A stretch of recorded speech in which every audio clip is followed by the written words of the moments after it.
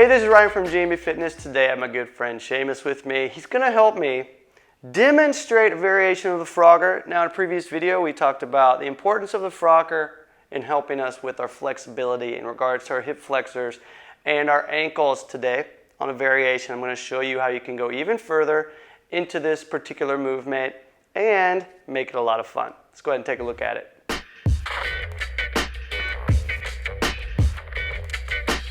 Now in a previous video, talked about the Frogger, but I'm going to go ahead and have Seamus here show you the Frogger, a quick demonstration of the Frogger, if you will. So he's going to pop into a squat. Now, he's not warmed up at all, and I just want you to kind of see how deep he can get into it. He's going to place his hands forward, just going to pop forward. Boom, very nice. Okay, once you go ahead and turn around so that you're facing to your right, perform one for us.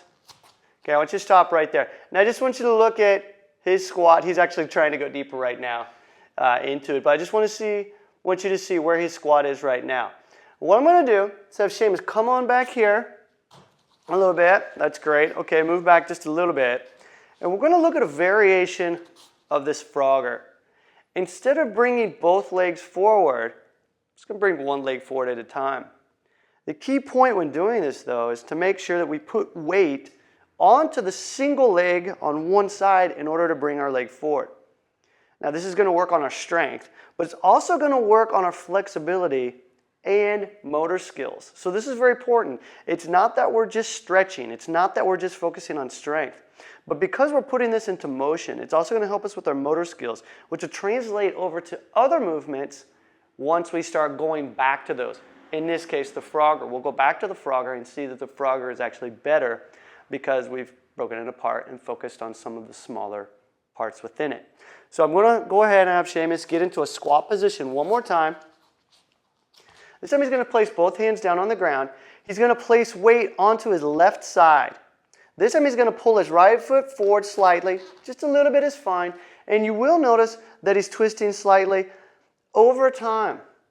Once you have that strength and flexibility, you'll find that you won't have to twist as much. But this is perfectly fine. This is where Seamus is right now.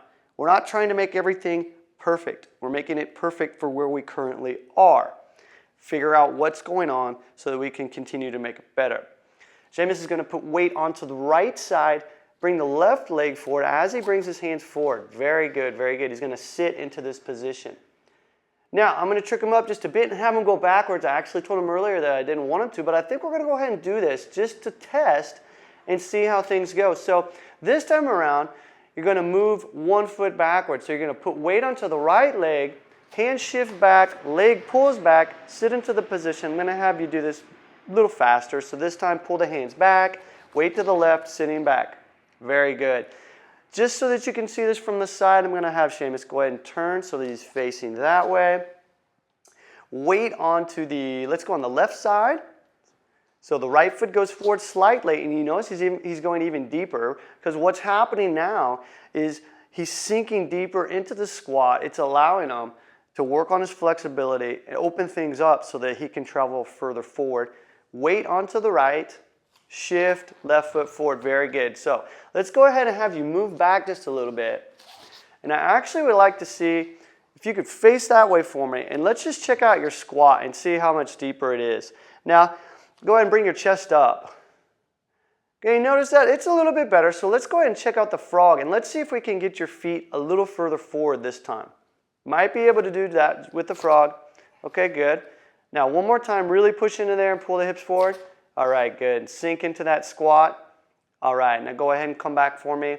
Now, this might be difficult to see, but there is a little bit of an improvement. And if we were to spend a bit more time sitting on one side, really focusing on trying to sink deeper, then you will find that the flexibility will increase. As I mentioned earlier, though, by shifting our weight from side to side, bringing one leg forward at a time, working on strength, working on flexibility, working on motor skills. So that when we go back to the Frogger, it should be better. We'll feel more comfortable with it, and it will allow us to progress to some other higher and even more fun things. For example, like bringing our butt up high into a handstand from the Frogger position.